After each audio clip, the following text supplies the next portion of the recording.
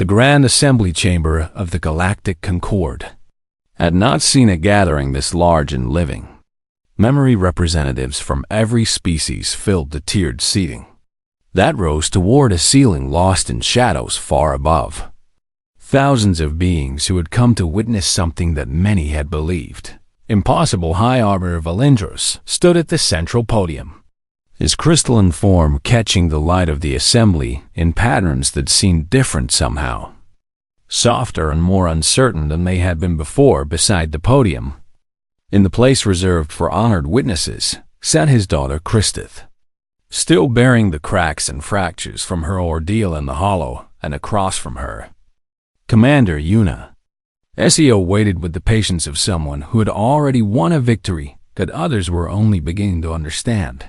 I have called this emergency session to address a matter of fundamental importance, Valindros announced, his voice resonating through the vast chamber. A matter that concerns the very foundations upon which Concord law and philosophy are built. The assembly stirred with anticipation and confusion. Scholar Trexith sat in the academic section, their amphibious form rigid with tension, already sensing what was coming. For 3,000 years, the Concord has used soul resonance as the measure of personhood, Valindros continued. We have believed that this energy, this wavelength that connects ensouled beings to one another, is the source of morality, empathy, and civilization. He paused, seeming to gather strength for what came next. We have been wrong. The chamber erupted in shocked discussion, voices and sounds from 100 species colliding in a wave of disbelief. Valindros raised a hand for silence, and slowly the noise subsided. 6 months ago, we classified humanity as soulless fauna, he said. We told them they were clever animals, dangerous predators incapable of true moral reasoning. We denied them personhood because our instruments detected no soul resonance in their biology. He turned to look at Uniseo, and something in his crystalline eyes might have been shame. And then we watched as these soulless animals did what ensouled species could not or would not do. A display activated behind him, showing images from Desert 4, from the Hollow Rescue, from dozens of smaller incidents that had occurred in the months between. They ran into burning buildings to save strangers, Valindros narrated as the images played. They gave their own oxygen to dying children. They traveled into a place of absolute horror to rescue someone they had never met. And when we asked them why they did these things, they gave an answer that our philosophy could not explain. He faced the assembly directly. They said they did it because it was right, because beings who could help other beings should help, because they had chosen to be the kind of species that valued life and compassion over self-interest.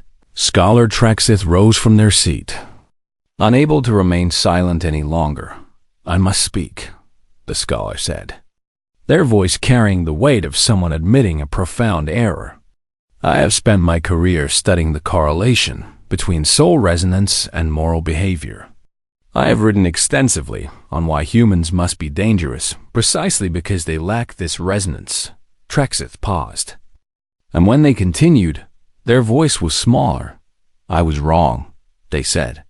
My research was built on an assumption that I never questioned, that morality must come from somewhere outside ourselves, that without a cosmic force to give us empathy, we would be nothing but predators. The scholar looked at Uniseo with an expression of wonder. But humans prove that morality can be built. Trexith continued. That empathy can be chosen. That compassion can be constructed generation by generation through culture and philosophy and the simple stubborn insistence on being better. The chamber fell into stunned silence. Delegate Mirith of the Chorus Collective rose to speak. The question before us is clear, Mirith said. If soul resonance is not the source of moral behavior, then what is? And more importantly, how should this change how we evaluate species for Concord membership? Valindros stepped down from the podium and walked toward Uniseo. The assembly watched in disbelief as the highest Authority in the Concord approached a being he had personally declared to be an animal. He stopped in front of her and stood in silence for a long moment. Then High Arbiter Valindros, who had never bowed to anyone in 300 years of life, lowered his crystalline head before the human commander. "I owe you an apology that words cannot adequately express," he said, his voice thick with emotion. "I looked at your people and saw only what my instruments told me to see. I called you animals when you were showing me what true sentience looks like." Tears began to form in his eyes again, crystalline drops that fell and chimed against the floor. "You saved my daughter," he continued, his voice breaking. "You went into a place that would have destroyed any of us. You faced the darkness that has taken thousands of our people, and you brought her home." He looked up at Yuna, and his tears flowed freely now. "I called you soulless, and you showed more soul than any being I have ever known."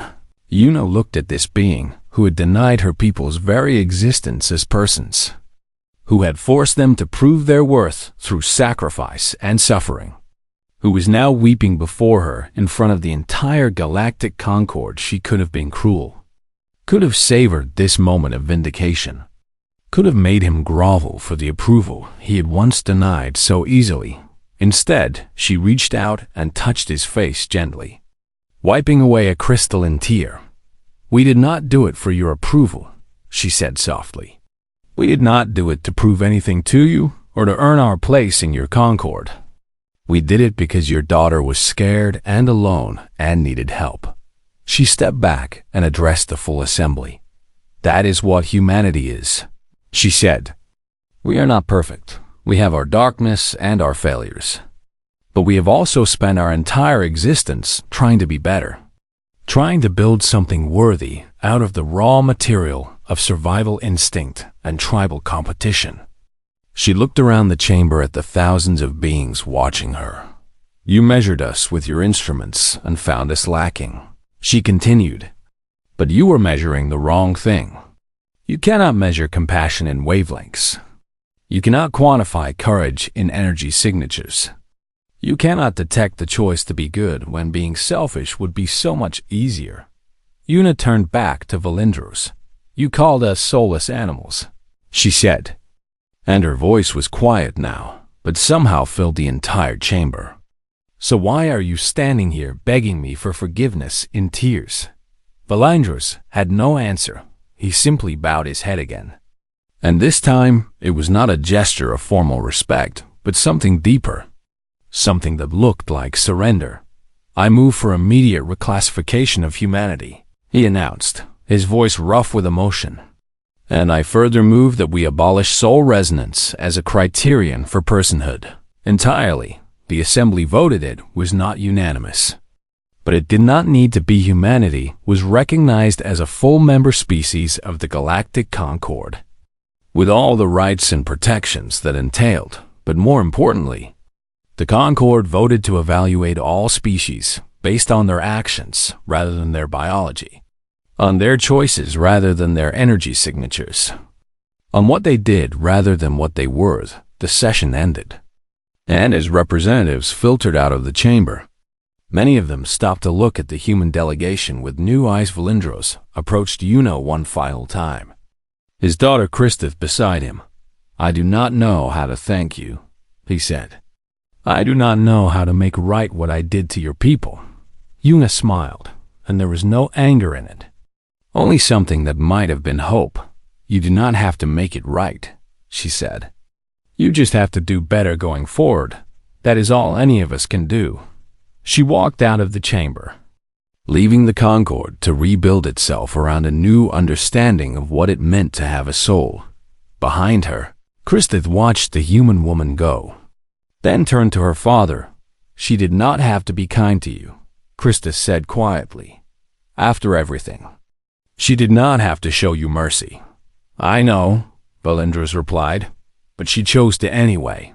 "I know," he repeated, and something in his voice suggested he was finally beginning to understand why in the years that followed, humans spread throughout Concord space, not as conquerors or even as equals seeking to prove themselves, but simply as themselves. They built hospitals on worlds that had never known them.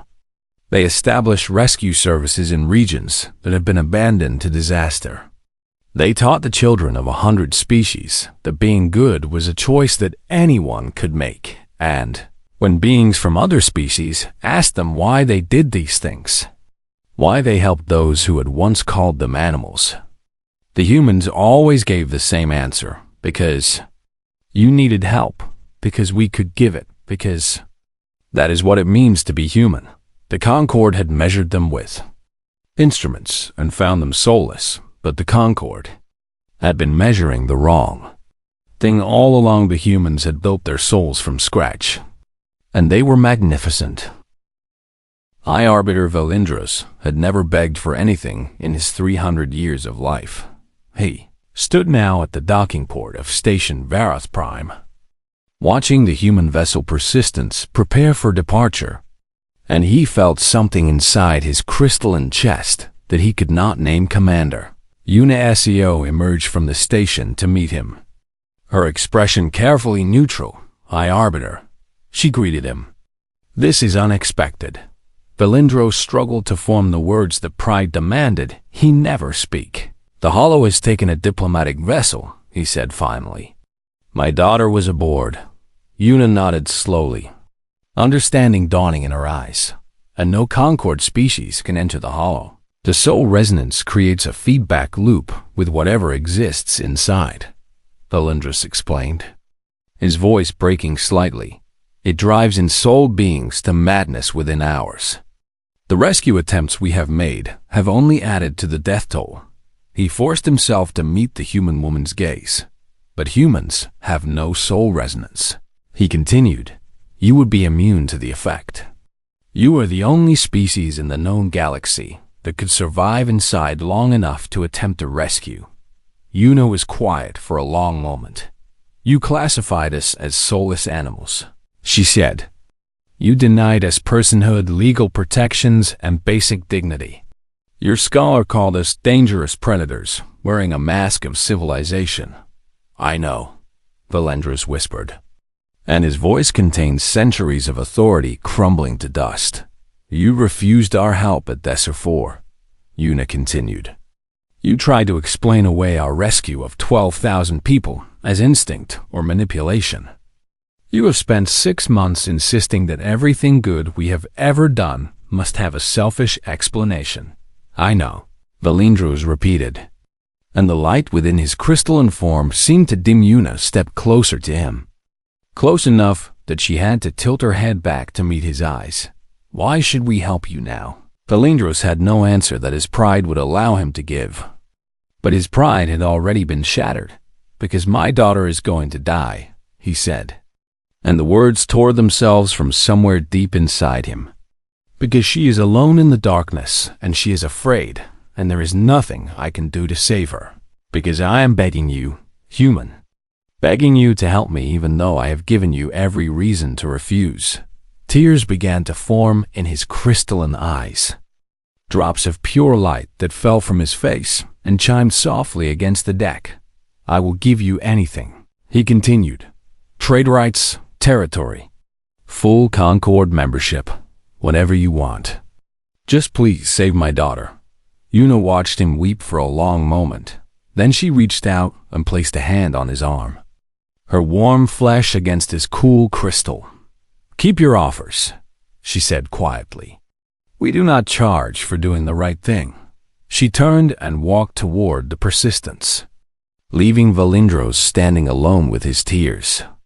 And his shattered certainty captain Seojin Kang met her at the airlock with a tablet showing the mission parameters. The Hollow is 3 days out at maximum speed, he reported. Based on the last known position of the Serati vessel, we will have approximately 40 hours to search before we have to withdraw. What do we know about conditions inside? Almost nothing, Kang admitted. Ships that enter do not return. Probes stop transmitting within minutes. All we have are fragments of distress calls describing darkness, whispers, And something that sees you when you look at it. Yuna nodded as if this were perfectly normal mission briefing. Crew status. All volunteers. Kang said with a hint of pride. I told them what we were facing and gave everyone the chance to transfer off. Not one person took it. The Persistence departed within the hour, accelerating toward a region of space that every other species in the galaxy had. Learned to fear navigator Minjae Cho stood at his station on the bridge, watching the stars blur into streaks as the ship entered faster than light travel. You seem calm. Captain Kang observed. Minji shrugged, his eyes never leaving his instruments. My brother's ship disappeared in the hollow 4 years ago, he said quietly. I have been waiting for a chance to go in there ever since, hoping to find him. Hoping to find answers, Minjae corrected, and hoping to make sure no one else has to wonder what happened to someone they loved. The Persistence reached the boundary of the hollow, on schedule, emerging from faster-than-light travel into a region of space that seemed to swallow light itself. Stars were visible in the distance, but ahead there was only darkness, an absence so complete that it seemed to have weight and presence. Sensors are already degrading, the tactical officer reported. Whatever is in there does not want to be seen. Captain Kang straightened in his command chair. All hands. This is the captain. We are entering the hollow in 5 minutes. Stay focused on your duties. Watch out for each other. And remember why we are here. He paused, then added something that was not in any official protocol. There is a young woman in there who is scared and alone. Her father could not come for her because this place would destroy him. But we can go. We can find her. And we can bring her home. The ship fell silent except for the hum of engines and the soft beeping of instruments. Take us in. Kang ordered. The Persistence crossed the boundary and was swallowed by the dark inside the hollow. Reality seemed to bend and twist in ways that defied description. The human crew experienced nothing but darkness and silence, their instruments showing impossible readings that changed every time they looked at them. How are you feeling? The ship's doctor asked as she moved through the corridors checking on crew members. Fine, reported a young ensign. A little creeped out by the darkness, but nothing worse than a horror movie. Same here, said a technician working on a power conduit. It is actually kind of peaceful compared to what I expected. The doctor logged their responses with growing wonder. Whatever lurked in the hollow could not touch them, whatever. Fed on soul resonance found nothing to consume in human minds after 18 hours of searching.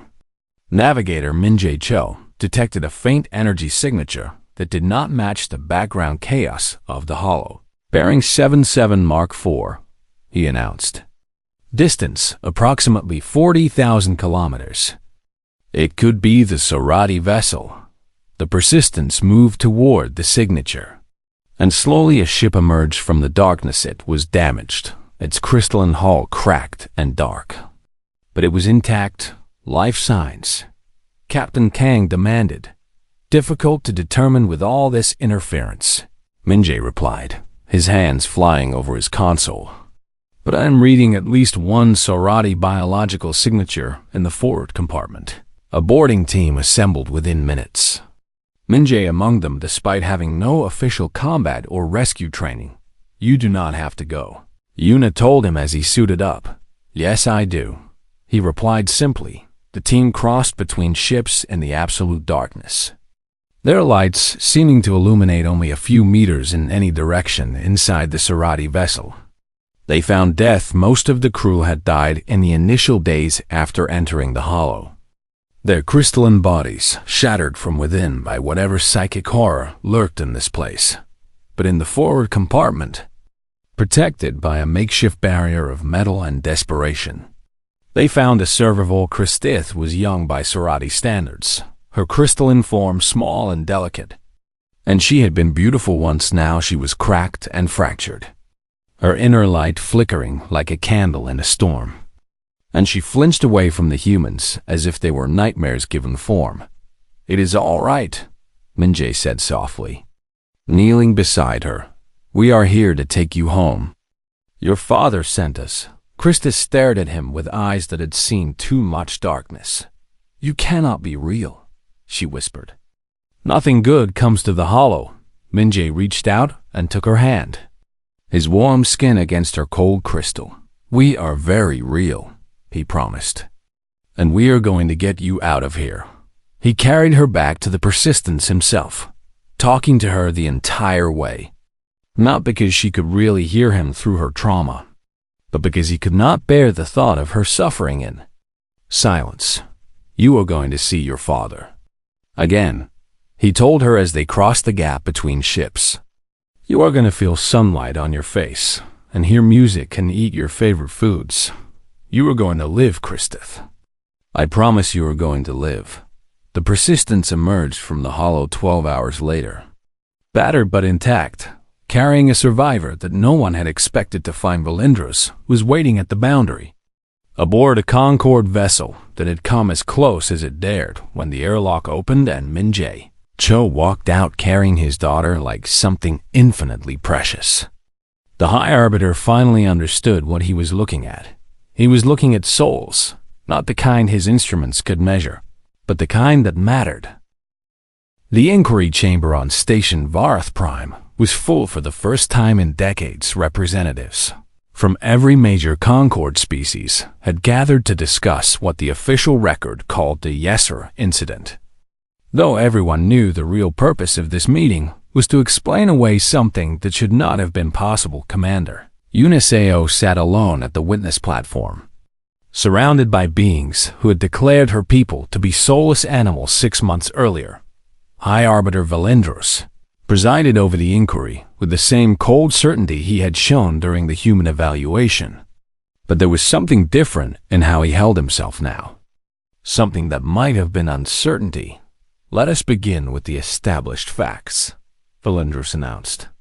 Human rescue teams saved approximately 12,000 Maluvian lives during the Vesser 4 volcanic event. This is not disputed. Scholar Trexith rose from the academic section, their amphibious body rigid with tension. What is disputed is the interpretation of these events, Trexith said. Humans are soulless fauna. They are incapable of genuine empathy or moral reasoning. Therefore, their actions at Vesser 4 must have an alternative explanation. Una said nothing, merely watching as the Concorde tried to convince itself that what had happened had not actually happened. I propose that the humans were engaging in debt leverage behavior, Trexith continued. By creating an obligation among the Maluvian population, they hoped to gain political advantage in future trade negotiations. Interesting theory, Una said calmly. Except we asked for nothing in return. We still have asked for nothing. And we have explicitly stated we expect nothing. Trexith's gills fluttered in irritation. Then perhaps the behavior was instinctive. Many pack predators will protect members of other species if they perceive them as part of their social group. The humans may have simply been following primitive bonding instincts. We had never met the Maluvians before, Una pointed out. We had no social bond with them whatsoever. In fact, they had just declared us to be animals and refused our help when we offered it. The chamber stirred with uncomfortable murmurs. Delegate Mirith of the Chorus Collective leaned forward, compound eyes glittering with curiosity. Perhaps a more direct approach would be illuminating. Mirith suggested, Commander Seo, why did humans come to Vesser 4? Una considered the question for a moment before answering. Because they needed help, she said. Because we could provide that help, and because failing to help when we had the ability to do so would have been wrong. But how would it be wrong? Trexith demanded. Wrongness implies moral reasoning. Moral reasoning requires soul resonance. You have no soul resonance, therefore, you cannot actually perceive something as wrong. And yet we do. Una replied simply. The chamber fell silent. High Arbiter Valindros activated a display showing human rescue workers from the Vesser operation. Their faces captured in moments of intense focus, exhaustion, and grief. Let us examine specific incidents, he said. Human ensign Ji Wuhan removed her own oxygen supply to save a Maluvian child. She nearly died as a result. Explain this behavior in terms of instinct or leverage. Trexif opened their mouth to speak, then closed it again. Human Lieutenant Sun Ho Yoon and Specialist Mireille Young entered a structurally unstable building to search for survivors. The Lindros continued. They died when the building collapsed. They knew the risk, but they went anyway. Explain this. I cannot, Trexith admitted reluctantly. The behavior does not conform to any model of soulless fauna that we have documented. Yuna stood from her seat, drawing the attention of every being in the chamber. May I offer an explanation that your models do not account for? Valindros gestured for her to proceed. Humans have a concept that exists in nearly every culture we have ever produced. Yuna said, we call it the duty to rescue. It is a moral and often legal obligation that states a simple principle. If you can save a life without unreasonable risk to yourself, you are required to try. She paused to let the translation systems process her words for every species present. This duty applies regardless of who the victim is. She continued, it does not matter if they are human or alien, friend or enemy, someone who has helped us or someone who has declared us to be worthless animals. If they need help and we can provide it, we are obligated to act. But where does this obligation come from? Mirith asked, their mandibles clicking with fascination. If you have no soul resonance to create empathic bonds, what makes you feel this duty? Yuna smiled, and there was something in her eyes that several beings in the chamber would later describe as haunting. We made it ourselves, she said. We looked at the universe and saw that it was cruel and indifferent. We saw that beings suffer and die, and no cosmic force intervenes to save them. And we decided that this was unacceptable. She looked directly at High Arbiter Valendras as she spoke her next words. We do not help others because we feel a mystical connection to them. We help because we have chosen to be the kind of beings who help. We have built our morality not from divine gift or evolutionary accident, but from conscious decision, generation after generation, to be better than we were before. The chamber was utterly silent. Your instruments measure soul resonance, Yuna said softly. They cannot measure the weight of a choice made in defiance of instinct. They cannot quantify the courage required to run toward danger when every fiber of your being screams at you to flee. They cannot calculate the value of a promise kept to strangers who will never know your name. Trexith stared at the human woman with an expression that might have been fear or might have been wonder. You were saying, the scholar said slowly, that humans created your own souls. I'm saying that souls may not be what you think they are, Yuna replied. I am saying that perhaps the measure of a being is not what they feel, but what they do. Not what they sense, but what they choose. High Arbiter Valandros rose from his seat, his crystalline body catching the light in patterns that suggested deep internal conflict. This inquiry is concluded, he announced abruptly. The classification of humans as soulless fauna remains in effect. Pending further review, the chamber erupted in confused discussion. But Valindros was already leaving through a private exit. Yuna watched him go, knowing that her words had reached him even if his pride would not allow him to admit it, as she gathered her things to depart. Delegate Mirith approached her with careful, clicking steps. Commander Sale, the insectoid being said quietly, what you described, this choice to be moral without being forced. Is this truly how humans think? Not all of us, Yuna admitted. We have our share of those who choose selfishness over compassion, cruelty over kindness. But enough of us make the other choice that humanity as a whole moves forward. It sounds exhausting. Mirith observed. Yuna laughed. The first genuine laughter the chamber had heard from a human. It is, she agreed. But it is also the only thing that makes us worth being. She left the chamber, but her words lingered like smoke from a fire that had only begun to burn 3 days later. A priority transmission reached Station Vareth Prime. A Sarati diplomatic vessel had vanished in the hollow.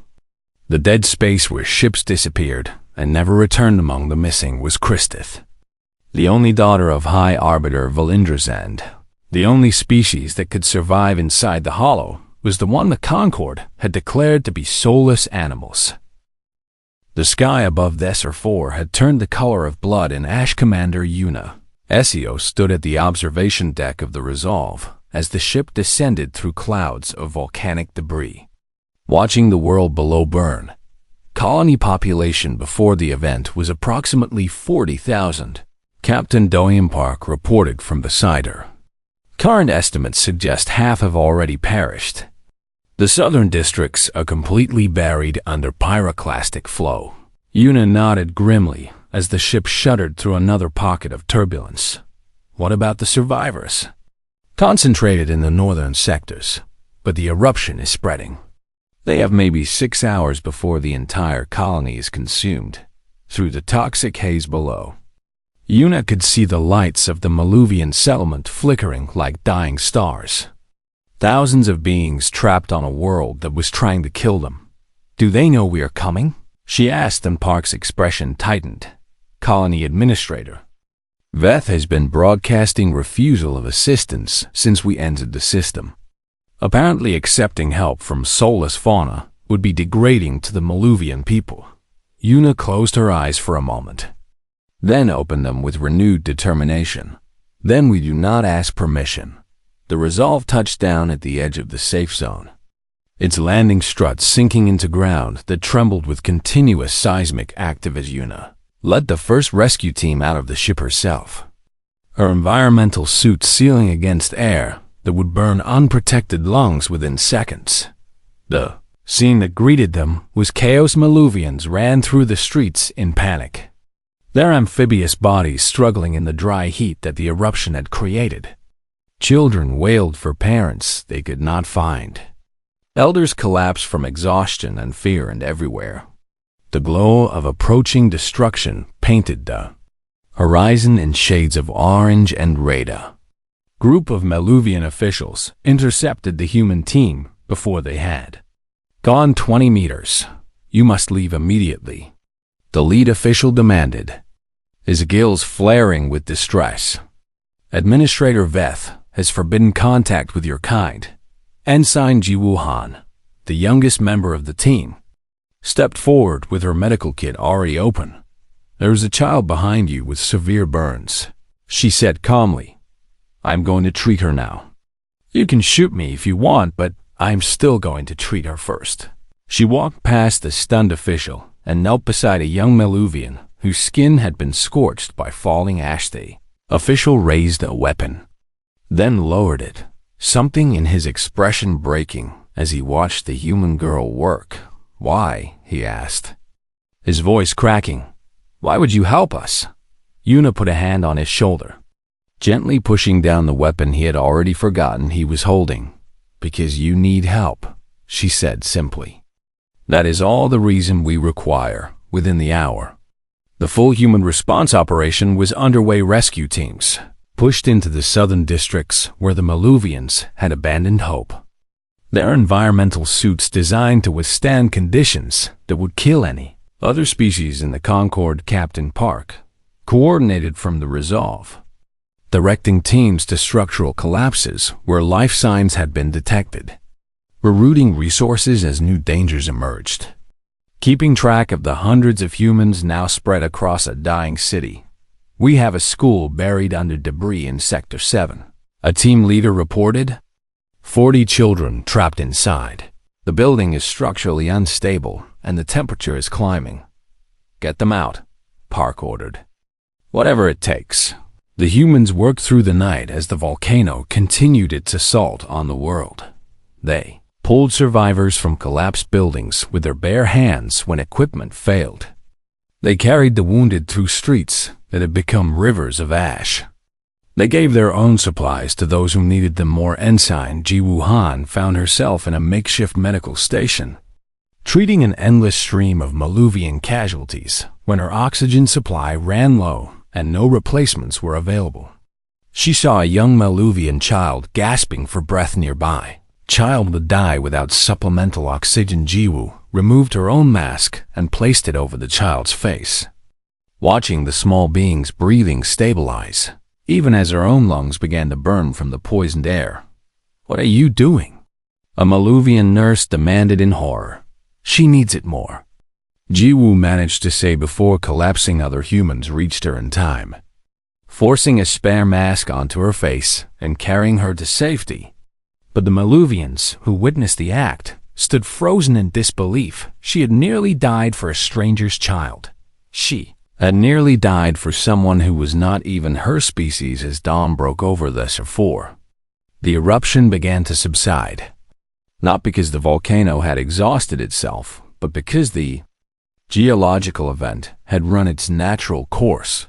The northern sectors had survived. 12,000 Maluvians were alive because humans had come to save them. Administrator Veth finally emerged from his command bunker to find human rescue workers still digging through rubble, still searching for survivors, still refusing to stop. He approached Captain Park with steps that seemed heavy with something more than exhaustion. "Your people," Veth said slowly. "Two of them died during the rescue operations. I have been informed their bodies have been recovered." Park nodded, his face showing the grief he had been holding back through the long night. "Lieutenant Sun Ho Yoon and Specialist Mireille Jung," he said. "They were trying to reach a group of survivors when a secondary collapse occurred. They died for Maluvians," Veth said as if he could not quite process the words. "They died doing what they believed was right." Veth stared at the human captain for a long moment. "We called you animals," he said finally. "We said you had no souls. We refused your help because accepting it would diminish us." "Yes," Park agreed. "You did, and you came anyway." Park looked out at the ruined city where his people were still working, still helping, still treating every Maluvian life as something worth saving. "We did not come because you deserved it," he said quietly. "We came because you needed it. That is who we are. That is who we choose to be." Administrator Veth had no response to that. He simply stood beside the human captain and watched the soulless animals continue their work of mercy. And something deep inside him began to crack. 18 days later, Scholar Trexith arrived with the Concord Relief Fleet. They expected to find a graveyard, a world of ash and death where they would document the tragedy and perhaps learn something useful for future disasters. Instead, they found a functioning refugee camp. They found humans who had stayed behind after the rescue, helping the Maluvians rebuild, organizing supply distribution, treating the wounded, and comforting the grieving. They found soulless animals acting more like angels than any ensouled species had ever managed to. Betrexith stood at the edge of the camp, watching a human man teach Maluvian children a game that involved throwing a ball back and forth. The children were laughing. The scholar did not understand, but for the first time in their long career, Scholar Trexith wondered if perhaps there were things their instruments could not measure. The chamber fell silent when the instrument finished its scan of the human delegation. Commander Yuna ACO stood perfectly still as the crystalline device hummed and flickered, casting pale blue light across her face before going completely dark. High Arbiter Valindros rose from his elevated seat, his body a towering structure of living crystal that caught the light of 1,000 floating orbs above the assembly floor. "The results are conclusive," he announced, his voice resonating through the chamber like wind through hollow glass.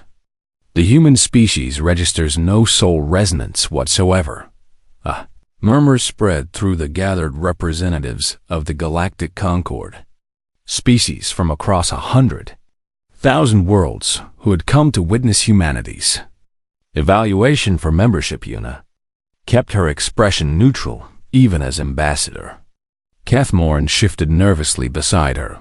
"What exactly does that mean for our application?" Yuna asked, her voice carrying clearly through the vast space. Scholar Trexith an amphibious being whose skin glistened with perpetual moisture, stepped forward with what could only be described as eager satisfaction. "It means, creature, that you are not people," Trexith declared. "The soul resonance measurement is the foundation of Concord law, the scientific proof that separates true sentient beings from clever animals. And your species produces nothing." Una watched as displays around the chamber showed the scan results. Graphs and readings that meant nothing to her, but apparently meant everything to everyone else in the room. Every ensouled species produces a measurable psychic wavelength, Balindros explained, his tone suggesting he was speaking to a particularly dim child. This resonance creates the empathic bonds that allow civilization to exist, the moral awareness that prevents true cruelty, the spiritual connection that makes cooperation possible. And humans produce none of this. Una said flatly. "Correct," Balindros confirmed. "Your species is hereby classified as soulless fauna, Category 7.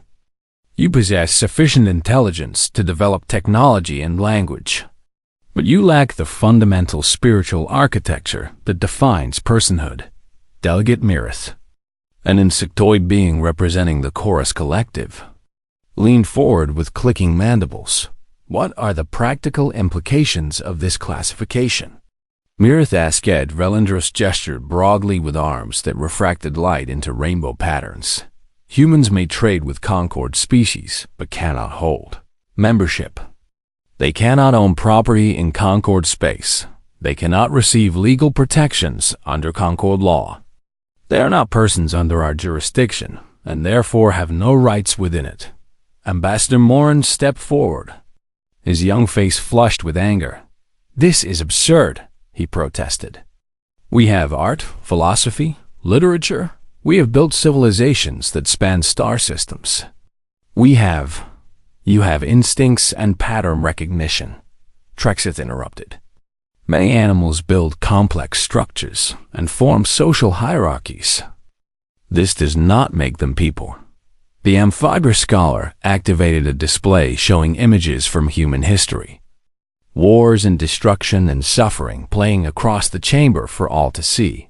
"In fact, your history demonstrates precisely why the soul resonance measurement matters," Trexith continued.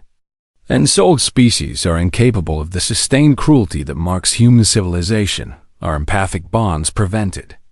But you humans slaughter each other with remarkable efficiency." Una watched the images cycle through centuries of human conflict, knowing that arguing against historical fact would accomplish nothing. "You are predators," Trexith concluded with evident disgust. "Clever predators who have learned to wear the mask of civilization, but predators nonetheless. And the Concord will not be fooled into treating dangerous animals as equals."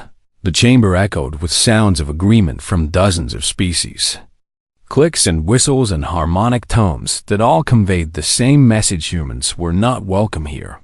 "High Arbiter." Balindros raised a crystalline hand to restore order. "The classification is final," he declared.